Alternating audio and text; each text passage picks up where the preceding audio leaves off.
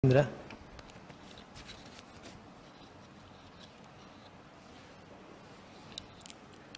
Terima kasih pimpinan. Assalamualaikum warahmatullahi wabarakatuh. Salam sejahtera untuk kita semua. Shalom, Om Swastiastu, Namo Buddhaya, salam kebajikan. Yang terhormat pimpinan sidang, pimpinan Komisi 10, para anggota Komisi 10 yang saya hormati, para narasumber yang berbahagia dan peserta RDPU Panja Kurikulum hari ini yang saya muliakan. Senang sekali pagi hari ini, di hari yang cerah ini, kita bisa berkumpul untuk membahas pendidikan Indonesia. Saya sengaja mengambil judul yang mungkin agak heboh, karena mungkin memang banyak yang tahu kalau gelar saya ini Prof, dari provokator. Tugasnya memang memprovokasi dunia pendidikan untuk menjadi lebih baik. Saya mengatakan gonta-ganti kurikulum itu nggak ada yang salah, tapi cuman pertanda kalau tidak waras saja kan gitu. Kenapa? Lanjut slide-nya. Yang menyampaikan ini bukan Indra Karismiaji tapi Albert Einstein.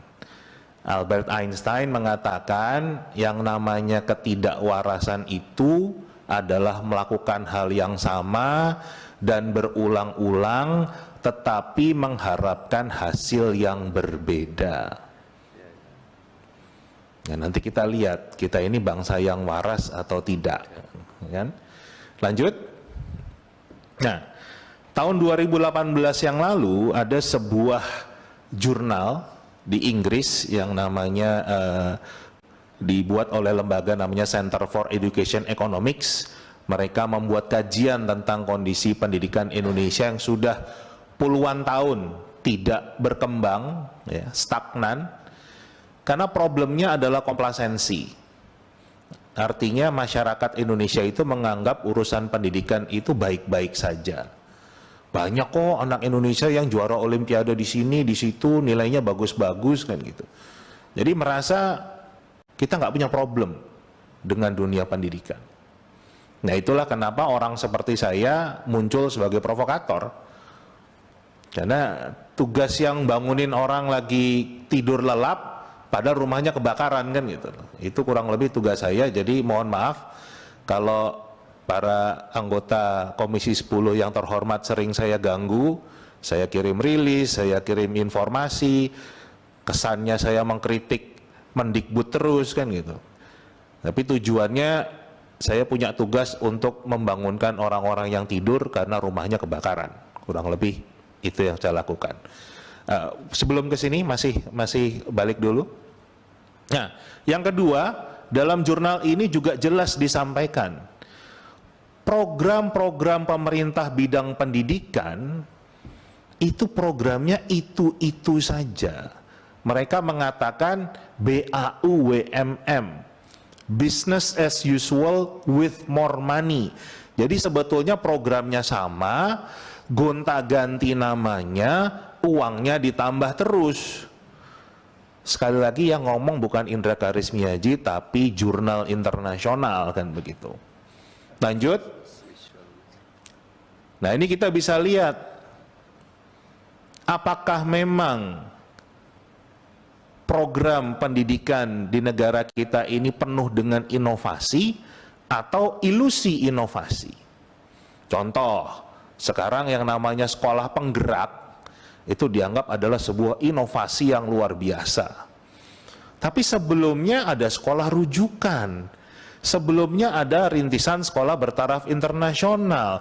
Sebelumnya ada sekolah inti yang intinya cuman mengambil sebagian kecil dari sekolah yang sudah baik, dikasih uang banyak-banyak kan begitu. Sekarang ada guru penggerak, sebelumnya ada guru inti, ada guru pembelajar, ya kan? Sekarang ada asesmen nasional. Dulu ada ujian nasional, zaman saya Eptanas, zaman ibu saya ujian negara. Tapi bisa kita bandingkan asesmen nasional, anggarannya itu 500 miliar, ujian nasional anggarannya 200 miliar kan. Jadi kan benar, business as usual with more money. Saya pernah bicara langsung dengan Kepala BSKAP Kemendikbud, saya mengatakan, kok anak kita tuh diukur terus kan begitu. Apakah memang nanti hasil asesmen nasional akan berbeda dengan PISA? Nah sekarang sudah muncul kan hasil asesmen nasional hanya mengkonfirmasi PISA. Jadi buat apa kita mengeluarkan uang rakyat 500 miliar untuk sebuah hasil yang kita sudah tahu hasilnya seperti apa. Nah sekarang khusus bicara kurikulum, kita muncul lagi sekarang kurma. Luarnya manis, dalamnya biji kan gitu. Sebelumnya ada revisi K13, ada K13, ada kurikulum 2006 kan. Ini terus aja kita melakukan hal yang sama, berulang-ulang, gonta-ganti kurikulum terus, tapi sekarang kita lihat hasilnya. Lanjut. Nah, kita bicara PISA sekarang. Saya bandingkan yang bawah itu adalah pergantian kurikulum kita. Ada nggak dampak signifikan dari pergantian kurikulum? Kita rata-rata itu yang di bawah, ya kan? Yang di atas itu rata-rata dunia. Kalau kita mau lihat trennya, setiap kali ganti kurikulum, ada kenaikan sedikit, habis itu turun lagi, naik sedikit, turun lagi kan begitu. Tapi nggak pernah yang betul-betul naik kan gitu. Nah kenapa ini diulang-ulang terus, dilakukan terus kan begitu. Lanjut, yang lebih menarik lagi, akhir Desember yang lalu, saya diundang Bappenas untuk bicara evaluasi RPJPN, RPJMN. Bappenas sudah punya prognosis kalau target RPJMN, RPJPN bidang pendidikan tidak akan tercapai.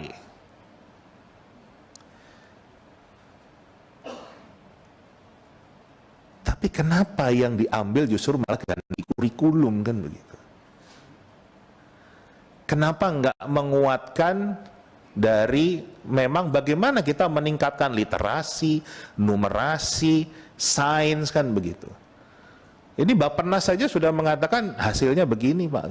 Apa problemnya? Ya saya juga sampaikan problemnya ya tadi kita itu nggak waras kan gitu. Karena program yang kita lakukan itu saja menghabiskan uang rakyat tapi nggak pernah kelihatan hasilnya. Nah lanjut. Dalam paparan Mendikbud saat meluncurkan kurma ini, beliau menggunakan grafik yang sama yang tadi saya tunjukkan. Grafik skor PISA kita dari tahun 2000 sampai tahun 2018. Dan beliau mengatakan bahwa obat dari problematika literasi, numerasi, sains kita adalah kurma. Nah, ini kita semua bisa lihat, YouTube-nya masih ada bagaimana beliau menjelaskan itu. Lanjut, yang buat saya sebagai seorang pemerhati pendidikan sekaligus praktisi pendidikan bingung. Kenapa? Karena dalam rekomendasi OECD nggak ada satupun yang menyebutkan untuk membenahi literasi, numerasi, sainsnya anak Indonesia perlu ganti kurikulum. Nggak ada satupun. Nggak ada yang menyebutkan perlu ganti asesmen dari ujian nasional ke asesmen nasional. Tidak ada rekomendasi itu. Bahkan kebetulan juga saya mohon izin sudah memberikan rekomendasi OECD itu ke Sekretariat Komisi 10 untuk bahan referensi. Jadi bisa diperhatikan betul apa rekomendasi mereka. Ya. Dikatakan, ini kan tahun 2018 ya terakhir, dikatakan kurikulum Indonesia baru. Ini tahun 2018 nih. Masih baru, pastikan kalau guru-guru itu punya pelatihan yang baik, memahami kurikulum yang baru. Masa 2022, PISA yang berikutnya kita udah ganti kurikulum lagi kan? Nah, ini menjawab pertanyaan dari Komisi 10, saya ditanya, bagaimana pandangan Anda terhadap konsep dan perencanaan penerapan kurikulum Merdeka ini, Kurma ini. Analoginya begini Bapak Ibu sekalian yang terhormat. Ibaratnya bangsa kita itu suka pusing, ya kan? Suka pusing gitu. Terus selalu minum Paramex. Tapi nggak sembuh-sembuh juga kan gitu. Terus akhirnya kita periksa ke rumah sakit OECD dengan tes namanya PISA, ya kan? Kemudian kata OECD, rumah sakit OECD hasil tes PISA-nya, oh kamu itu hipertensi. Jadi coba ganti pola makan, jangan yang suka asin-asin, jangan suka makan kambing misalnya. Terus obatnya amlodipin kan gitu. Nah, yang dilakukan oleh bangsa kita bukannya beli amlodipin, tapi malah beli Bodrex kan gitu. Jadi sakitnya apa, obatnya apa kan gitu.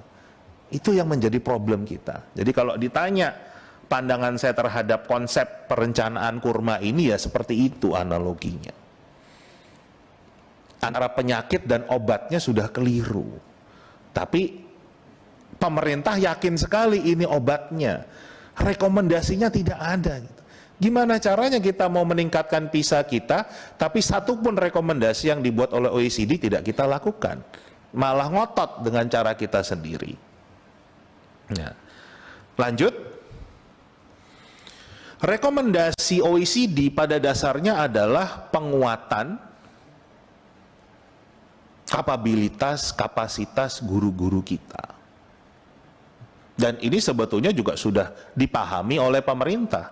Hasil uji kompetensi guru kita itu memang lemah sekali, rata-rata masih di angka 50-an. Kalau di kampus angka 50 itu nilainya nggak lulus Bapak Ibu. Tapi itu nilai guru-guru kita yang penilaiannya dibuat oleh pemerintah sendiri. Tapi ini nggak kunjung diperbaiki. Buat saya yang namanya kurikulum itu seperti partitur lah. Kita mau bisa kasih partitur lagunya Mozart, mau bisa kita ngasih lagunya Didi Kempot, tapi kalau problemnya pemain orkestranya nggak bisa main musik, ya jelek hasilnya. Kan jadi yang PR-nya adalah ngajarin dulu main musiknya, bukan gonta-ganti partiturnya. Lanjut. Ini sebetulnya ada videonya, tapi karena ini pakai yang PDF, tadi mengkonfirmasi apa yang disampaikan oleh Pak Tias. Kalau rata-rata guru kita ngajar itu ngajar buku, jadi nggak ada kemampuan pedagogiknya, lemah sekali. Siapapun bisa baca buku kan gitu. Dan bicara learning loss, kalau dari data PISA tadi saja kita lihat learning loss itu sudah terjadi jauh sebelum pandemi. Jadi jangan bicara karena pandemi terjadi learning loss, tapi jauh sebelum pandemi sudah terjadi learning loss. Kenapa? Kualitas guru-guru kita yang harus ditingkatkan. Dan sekali lagi itu rekomendasi dari OECD. Kenapa kita nggak fokusnya ke sana? Ini yang terjadi Bapak Ibu sekalian. Jadi menjawab pertanyaan dari Komisi 10, bagaimana pandangan Anda terhadap efektivitas penerapan kurma dalam rangka pemulihan pembelajaran? Sebelum pandemi kita sudah krisis kok kan. Nggak terus tiba-tiba kurma ini menjadi obat mujarab. Apalagi dalam-dalamnya sendiri, tadi Pak Tias sudah menyentuh sedikit, sangat lemah ya. Saya mungkin nggak akan terlampau dalam ke sana. Lanjut. Pertanyaan berikut dari Komisi 10, bagaimana pandangan Anda terhadap penerapan kurikulum secara opsional di satuan pendidikan? Kan tadi jawabnya. Kan suruh sama aja nih kayak pemain orkestra suruh milih. Anda mau lagunya Mozart, mau lagunya Rinto Harahap, apa lagunya Didi Kempot. Tapi karena nggak bisa main musik, nggak ada bedanya kan gitu. Kalau kita lihat kurikulum 2013 punya standar proses pendidikan yang sangat baik. Ini ada di Permendikbud nomor 22 tahun 2016. Kalau ini sudah dilaksanakan, pandemi kemarin nggak akan terjadi learning loss. Ini kan malah kelihatan semua, terbongkar semua sebetulnya kelemahan kita di mana. Ini saya bacakan sedikit lah. Dari peserta didik diberitahu menuju peserta didik mencari tahu. Sekarang itu guru-guru kita isinya masih memberitahunya pun dari buku teks kan gitu. Padahal eranya sudah era digital. Kita cari informasi apa saja ada. Dari guru sebagai satu-satunya sumber belajar menjadi belajar berbasis aneka sumber belajar. Dari pembelajaran berbasis konten menuju pembelajaran berbasis kompetensi. Dari pembelajaran parsial menuju pembelajaran terpadu. Jadi bicara project based learning itu nggak cuman miliknya Kurma. Dari 2013 sudah bicara tentang integrated learning ini, pembelajaran terpadu, pembelajaran berbasis proyek. Jadi sekali lagi problemnya bukan di kurikulum, tetapi di SDM-nya. Kenapa kita ngobatin yang salah kan begitu? Itu hal yang menurut saya perlu dibenahi bersama. Itu PR kita bersama. Lanjut. Ya, lanjut lagi saja. Nah, pertanyaan dari Komisi 10 juga bagaimana pandangan Anda terhadap implementasi kurikulum prototipe yang sudah diuji coba di sekolah penggerak. Ya. Kita sepakat ya, kalau Kurma ini adalah sebuah prototipe. Pertanyaan saya, kalau ada vaksin COVID prototipe, boleh nggak kita suntikan ke masyarakat? Dapat nggak sertifikasi atau izin dari BP POM kalau itu adalah vaksin prototipe? Vaksin prototipe COVID itu kemarin disuntikannya ke kera dulu, ke monkey dulu, ke monyet-monyet dulu kan gitu. Baru dicoba ke manusia, itu pun juga nggak jutaan manusia.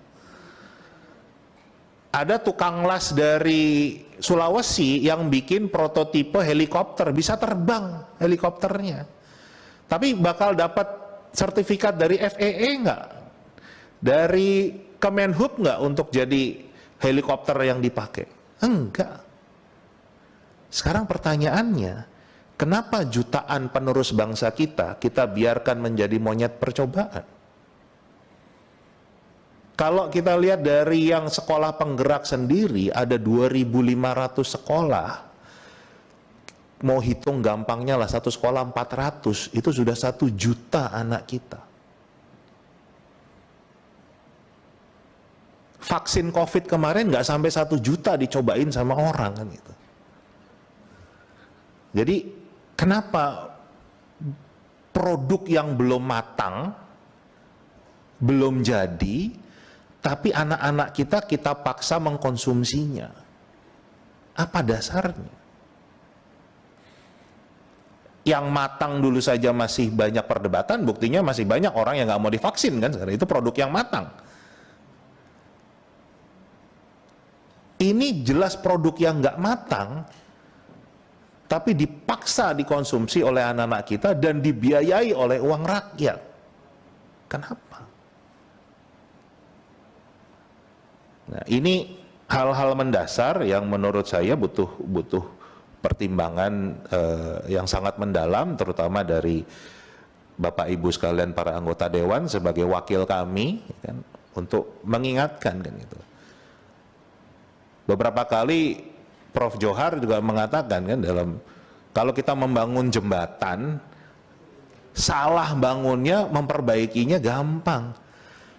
Tapi kalau jutaan anak kita didiknya salah, satu generasi yang akan hilang. Dan kita punya potensi ke arah sana. Karena kurma ini memang tidak disiapkan secara matang, bukan obat yang tepat, apalagi masih prototipe, tetapi sudah dipaksakan di jutaan anak kita. Karena sekarang sudah dalam tanda kutip mendorong semakin banyak sekolah di luar sekolah penggerak untuk menggunakan kurma ini. Padahal masih prototipe kan begitu. Lanjut. Pertanyaan berikut dari Komisi 10 adalah bagaimana pandangan Anda terhadap kebijakan pengembangan atau perubahan kurikulum dari K13 menjadi kurikulum darurat dan dilanjutkan menjadi kurikulum prototipe. Terus terang saya bingung Bapak Ibu sekalian. Jadi ibaratnya dari kemeja ukuran XL, ini kan K13 ya, katanya mau dikecilkan, ya kan, disederhanakan jadi ukuran M, tapi kok produk akhirnya jadi sweater kan begitu. Gimana caranya bisa muncul dari K13 disederhanakan tiba-tiba terus muncul kurikulum yang baru dan digunakan untuk obat sebagai pemulihan pembelajaran. Dan ini berarti pakar-pakar pembuat ini luar biasa sekali, karena kalau kita lihat ya, tanggal 31 Agustus 2020 itu adalah kurikulum darurat penyederhanaan K13 itu selesai dilakukan oleh Kemendikbud. Itu dokumen yang kiri, artikel yang kiri. Yang kanan 1 Februari 2021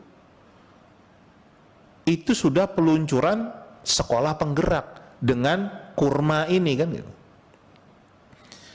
Jadi luar biasa sekali, saya ingin berkenalan dengan para pakar pembuat kurma ini, gimana caranya bisa bikin kurikulum baru dalam waktu 6 bulan.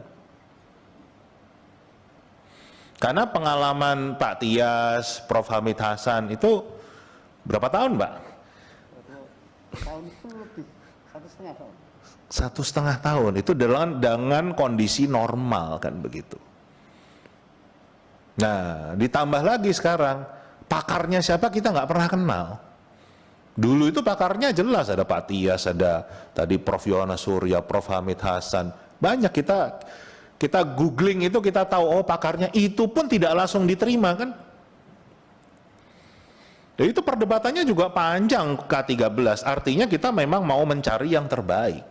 Tapi sekarang pakarnya siapa kita nggak tahu, pembuatnya siapa kita nggak tahu. Tiba-tiba muncul ini dan dikatakan, wah kalau ini itu adalah obat yang paling mujarab untuk meningkatkan literasi, numerasi sains kita. PISA kita langsung naik di atas rata-rata dunia, mungkin gitu. Kok jadi kayak jualan kan begitu. Nah ini hal-hal yang mendasar kita juga harus kritisi, karena kembali kita bicara generasi penerus kita.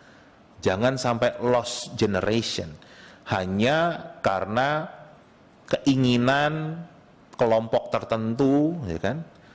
Yang agak-agak buat saya sendiri nanti mungkin bisa dikonfirmasi oleh Pak Satriwan Salim yang sekolahnya juga sekolah penggerak, ya kan? Kurma ini istilah-istilahnya kok mirip dengan istilah kurikulum operasional sebuah sekolah di Jakarta kan? Capaian pembelajaran, fase, modul ajar, ya kan? Tujuan pembelajaran kok mirip gitu loh. Mirip dengan sebuah sekolah di DKI Jakarta kan gitu. Yang kita takutkan jangan-jangan ini adalah kurikulum operasional milik sebuah sekolah, ya kan? Terus dibikin nasional. Padahal sekolahnya sekolah mahal nih kan begitu. Kan beda sama sekolah yang tiba-tiba ada kambing ikut belajar, yang atapnya bocor, beda. Ini yang tadi Pak Tias katakan nggak bisa terus kalau ini, apalagi kurikulum operasional sebuah sekolah kan. Karena tadi waktunya kok bisa cepet banget, ini luar biasa hebatnya, ini aset bangsa yang harus kita kenal ini, yang pembuat-pembuatnya ini bisa ngebut begini cepat. Saya sendiri ingin belajar dari mereka kan begitu. Kalau memang prosesnya seperti itu, tapi kalau ini ternyata adalah sebuah kurikulum operasional sebuah sekolah, ya pertanyaan lagi, kenapa sekolah itu? Kenapa nggak lab school? Kenapa nggak Muhammadiyah? Kenapa nggak sekolah NU? Kenapa nggak Kanisius? Kenapa nggak Penabur? Kenapa nggak sekolah Buddha? Kenapa harus sekolah itu yang dijadikan contoh? Itu kan pertanyaannya. Nah, ditambah lagi isi-isinya, lanjut ya. Buat saya sebagai praktisi pendidikan, isinya sangat tidak ilmiah. Contoh ini juga baru keluar, standar kompetensi lulusan untuk kurma. Tahun 2022 ini keluar, ya, standar kompetensi lulusannya itu mengatakan untuk PAUD, anak itu harus bisa baca, bisa berhitung. Padahal kalau kita mengacu ke kajian ilmiah, semua mengatakan kalau anak itu dipaksa membaca, berhitung di usia sebelum SD, itu malah kontraproduktif. Dan itu sebetulnya yang terjadi. Kenapa nilai PISA kita jelek? Karena dari TK udah dipaksa baca. Itu yang membuat anak kita tidak suka membaca, karena sudah dipaksa terus. Tapi ini malah dilakukan kan begitu. Kalau kita menggunakan teori Brunner, mengatakan mulai itu dari enaktif dulu. Enaktif itu jadi yang nyata. Belajar itu, kalau belajar berhitung pakai daun, ya kan? Jadi betul-betul daunnya itu dipakai buat berhitung. Ada berapa daunnya kan begitu. Kemudian setelah itu, ini kan disebut dengan konkret. Mulai agak abstrak. Mulai yang namanya ikon, pakai gambar daun. Itu mulai belajar berhitung. Nah, yang terakhir baru simbol, angkanya, hurufnya. Nah, kalau mau ilmiah begitu. Nah, ini kurikulum ini kok langkah-langkahnya nggak ilmiah. Jadi kita ingin tahu landasan pedagogisnya itu pakai ilmunya siapa kan begitu. Nah, itu yang nggak pernah muncul. Lanjut. Nah, yang juga harus kita pikirkan adalah dampak. Setiap perubahan kurikulum itu kita nggak hanya bicara APBN, Bapak Ibu, tapi kita juga dampak ke masyarakat. Pasti ganti buku.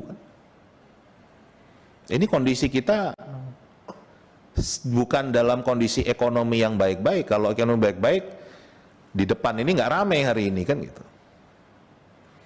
Nah, kenapa kita malah mendorong? Ini udah mulai banyak yang jualan buku kan gitu. Mulai banyak yang jualan pelatihan, ya kan? Nah, nanti malah yang kalau benar tadi yang saya sampaikan, jangan-jangan yang mengonsep kurma ini yang jualan buku sama jualan pelatihan kan gitu. Karena ini dari pihak swasta kan gitu. Itu yang kita takutkan kan, jangan sampai seperti itu. Nah, terakhir rekomendasi saya, satu, kita harus ingat setiap kebijakan bidang pendidikan harus bermuara pada mencerdaskan kehidupan bangsa. Data yang saya tunjukkan tadi, gonta-ganti kurikulum tidak mencerdaskan kehidupan bangsa. Buktinya ada kok, faktanya ada kok. Kenapa ini dilakukan terus-menerus? Yang kedua, kalau kita mau meningkatkan skor PISA kita, ya kan? Ya ikuti rekomendasi OECD dulu kan gitu. Kita udah periksa ke dokter, ke rumah sakit, sama dokter dikasih obat ini. Kok ya masih ngeyel kan gitu, tapi bilang kita mau jadi baik. Kan lucu. Minimal harus kita coba dulu. Jangan melakukan hal yang sama berulang-ulang tapi mengharapkan hasil yang berbeda. Yang ketiga, produk kebijakan pendidikan itu harus matang.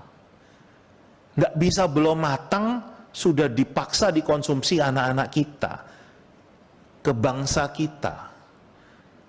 Sekali lagi, anak-anak kita, bangsa kita, kalau Pak Tias tadi menyebutnya kelinci percobaan, saya menyebutnya monyet percobaan, karena vaksin COVID tadi dicobanya ke monyet kan begitu. Yang keempat, tolong dalam kondisi yang sedang tidak baik-baik ini, tekanan ekonomi, jangan mengambil kebijakan yang semakin menambah tekanan ekonomi ke masyarakat. Pasti ganti kurikulum akan ganti buku. Dan ganti buku itu artinya buku sang kakak nggak bisa lagi dipakai oleh adiknya. Jadi mungkin bukunya sih murah 20-30 ribu, tapi kalau dikalikan sekian itu jelas akan menambah beban masyarakat. Terakhir tentunya, ayolah kita jadi bangsa yang waras. Gitu. Sekali lagi kata Einstein, ketidakwarasan itu melakukan hal yang sama dan berulang-ulang tetapi mengharapkan hasil yang berbeda. Jadi kalau kita ingin hasil pendidikan kita lebih baik, ya jangan kita hanya gonta-ganti nama program, tapi isinya itu-itu saja. Mungkin sekian dari saya. Mohon maaf jika banyak hal yang saya sampaikan kurang berkenan, saya modelnya bicara memang seperti ini. Terima kasih. Wassalamualaikum warahmatullahi wabarakatuh. Om Santi Santi.